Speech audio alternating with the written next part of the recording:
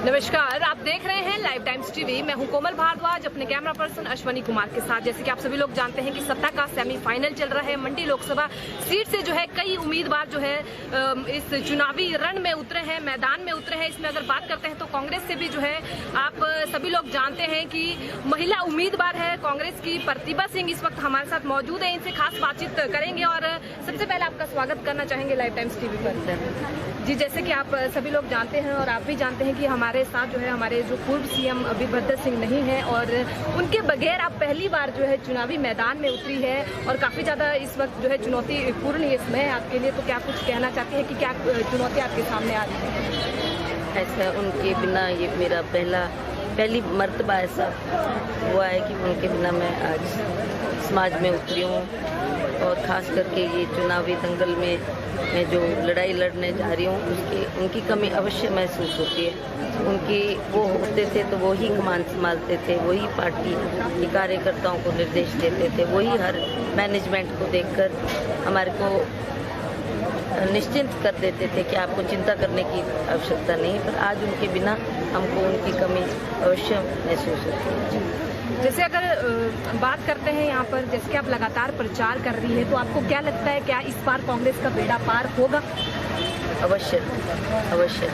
वीरभद्र सिंह जी जो काम करते हैं, जो विकास कर रहे हैं, वो लोगों के सामने है। और जैसा आप जानते हैं हमने सदा काम के नाम पर, विकास के नाम पर लोगों से वोट मांगे और इस बार भी लोग अपनी तरफ से हमको कह रहे हैं कि हमने इन कामों को देखते हुए हम कांग्रेस पार्टी का साथ देंगे और एक अंतिम श्रद्धांजलि राजा वीरभद्र सिंह जी को हमारे द्वारा ये दी जाएगी।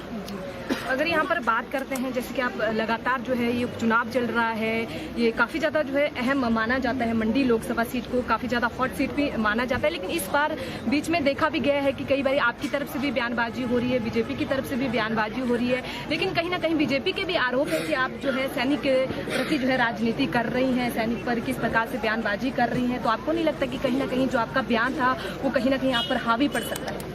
देखिए, मैंने उसका स्पष्टीकरण भी कर दिया है और मैंने बता भी दिया है कि ये लोग रोड के किस तरीके से बातों को पेश करते हैं। मेरा कोई अपमान करने की बात नहीं थी, ना कोई निरादर था सैनिकों के प्रति। आप जानते हैं कि वीरभद्र सिंह जी ने सैनिकों के लिए, एक्स सर्विसमैन के लिए बोर्ड का गठन किया, उन्होंने कॉर्पोरेशन का गठन किया और उसके द्वारा जो हमारे भूतपूर्व सैनिक हैं उनकी सुविधाओं के लिए बहुत से साधन जुटाए।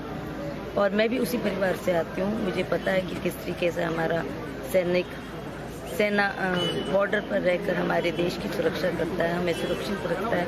उनके प्रति कोई निरादर पूर्वक बात करना बहुत ही अपमानजनक है। मैंने कभी भी इस भावना से कोई बात नहीं की। ये तो आजकल सोशल मीडिया के तहत इस बात को इतना उछाला जा रहा है और बेमतलब की बात लोगों के बीच में करके लोगों को भ्रमित करने का प्रयास किया जा रहा है। जी, जैसे कि आपने जो बयान दिया था नाचन विधानसभा क्षेत्र में दिया था, लेकिन उसके बाद कहीं ना कहीं ये भी देखा गया है कि जितने की कांग्रेस के कार्यकर्ता हैं वो सैनिकों के विपक्ष में जो है विरोध में बयान देते हुए यहाँ पर दिखाई देते हैं। आज भी जो है एक कार्यकर्ता थे, उन्होंने भी कहा थी कि जो ब्रिगेडियर साहब थे उन्होंने कोई बड़ी लड़ाई नहीं लड़ी या इस प्रकार से उन्होंने कुछ बयान दिया था। तो आपको क्या लगता है कि आपके बयान से ये कांग्रेस के और भी कार्यकर्ता कुछ जो है बोलते हैं? इसके साथ ही आगे भी बढ़ेंगे, जैसे कि बीजेपी की तरफ से एक और भी आरोप है कि आप जो है एक मजबूर कैंडिडेट हैं।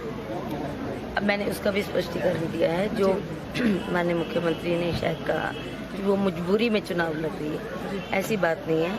मेरी मजबूरी ये है कि मैंने लोगों अपनी महिलाओं के लिए आवाज़ उठानी है, अपने बेरोज़गार युवकों के लिए आवाज़ उठानी है। उसी तरह से जो हमारे माननीय वीरभद्र सिंह जी के काम थे उनको पूरा करना है।